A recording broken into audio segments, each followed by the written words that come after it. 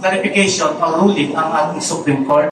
Ito po yung nangyari sa Municipality of Corella, Spin Construct, sa payment po ito ng payment ng indebtedness na dinaan sa supplemental budget. An appropriation ordinance requires the affirmative vote of a majority of all the members. Article 107 of the IR of the Local Government Code provides the general rule that no ordinance or resolution shall be passed by the Sangguniang without prior approval of the majority of all the members present. But the exception to the general rule is that for ordinances or resolutions authorizing or directing the payment or of money or creating liability, what is needed is the affirmative vote of a majority of all the members, whether present or not. Simply, the quorum in the general rule depends on the number of Sangguniang members present, while the quorum in the exception depends on the total number of Sangguniang members voted in the office. For the record, Mr. Chairman. Dapat na idalog na lamang sa hukuman ng usapin sa issue ng pilang ng majority sangguniang panlalawigan dahil sa ito ang tamang sangay ng pamahalaan na dapat magdesisyon sa naturang legal na usapin. Ito ang posisyon ni Vice Governor Joseph Ascucha sa harap ng interpretasyon ng ilang mga board member na nasa oposisyon hingil sa issue ng qualified majority sa sangguniang panlalawigan batay di umano sa isang desisyon ng Korte Suprema.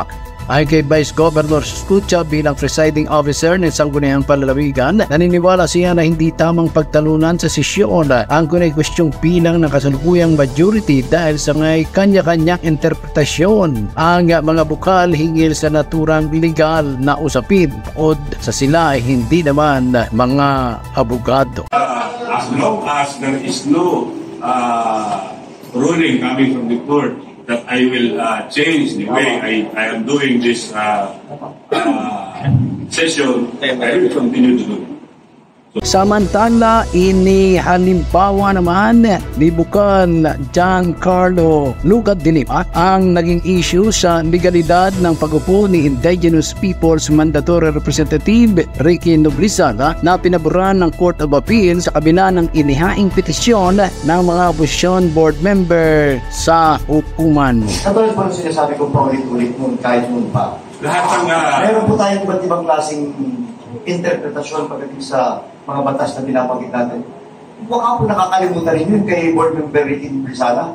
Ang dami pong pinagpansan and everything, pero nag-decide po na in favor to Ricky Noblizana. Pero din po yan. Ang ibig ko sabihin, hahaba ng kung ano po man. Kung sa tingin po ninyo, katulad po nung kay Ricky Noblizana, nang kinasuhan nyo siya, na-dismiss din naman, ganun na lang po ulitin ninyo. Hindi po kasi po, Mr. Chair, tandaan po natin dito, wala dito kabugado. Maglakas pa ang boses mo, bumaba ka pa ng salita, tandaan ninyo, walang magdidesisyon dito kung kami o kayo ang tama, tandaan ninyo yan.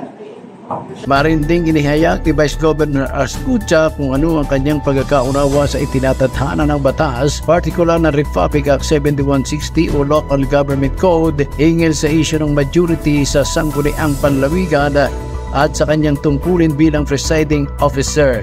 Ito ang kanyang patuloy na gagawin sa mga sesyon ng Sangguniang Panlalawigan. Samantala, ipinaliwanag naman ni Bukal Joseph Stanley Alegre ang majority floor leader ng Sangguniang Panlalawigan na batay sa probisyon ng Local Government Code, binibigyan ng kapangyarihan ang mga sanggunian na gumawa ng kanilang sariling panuntunan o internal rules. Aniya nakasaad din sa probisyon ng naturang batas na kapag nagkaroon ng tayo o tablang boto sa lahat na mga usapin sa Sangguniang Panlalawigan, ang PC Gobernador ay binibigyang karapatan na bumuto kung saan ito papanig. Yes, the qualified majority of all the members of the Sangguniang Panlalawigan who are present are the board members. We do not count the vote of the presiding officer, which in case the presiding officer only vote if there is a tie. If there is none, the qualified majority will always be +1. Kung sasabihin qualified majority ng 15, 16, 88, 8, ang iba lang naman na Sangguniang Panlalawigan ito, lalabing 4. Nakalusot naman ang naturang supplemental budget number 3 na nagkakalagahan ng 38 milyong piso sa budong 7-6 sa kabila ng matinding pagtutol ng mga board member na nasa oposisyon. So thank you for the members, and we have to make this into quotation. Those that are in favor for the approval of the Sangguniang Panlalawigan supplemental budget number 3, please raise your right hand. 1, 2, 3, 4, 5, 6, 7. Those that are not in favor, please raise your right hand. 1, 2, 3, 4, 5, 6. Therefore, 7 is the majority, and the supplemental budget number 3 is now approved. Para sa Totoo Balitang Banwaan, Ricky Pera, MBTV News.